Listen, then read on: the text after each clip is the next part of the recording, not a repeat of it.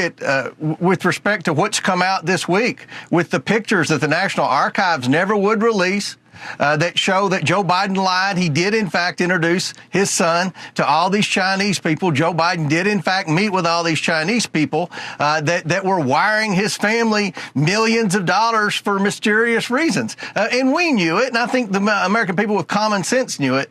But what's most troubling, Jason, is how many people in the federal government knew that Joe Biden was lying when he said he didn't know why his family was getting all that money, when he said he never met with any of these people. The CIA knew, the IRS knew, the FBI knew. They need to be held accountable. The National Archives, not only have they sat on those pictures and they were only released because of a lawsuit, they also never have released the pseudonym emails.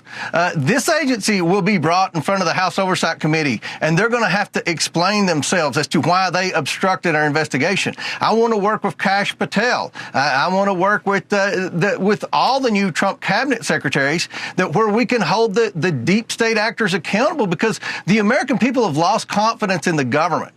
And I think what role oversight will play in this new administration is trying to drain the swamp, and that's going to begin by getting these federal bureaucrats who have abused their power. They're unelected. They've not been held accountable. No one's overseen them. There are no checks and balances, and bring them in and try to get them, at the very least, terminated, and try to get reforms in place to where this can never happen again, and the American people can begin to have confidence in their government agencies again.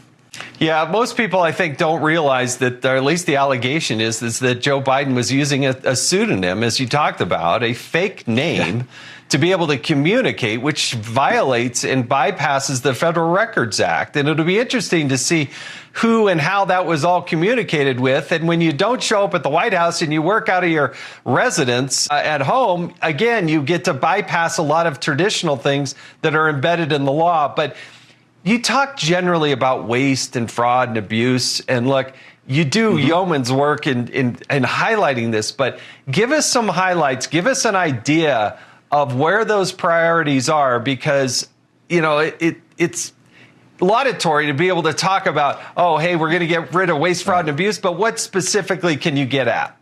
Well, one of the big areas of waste and abuse in the federal government are fraudulent payments.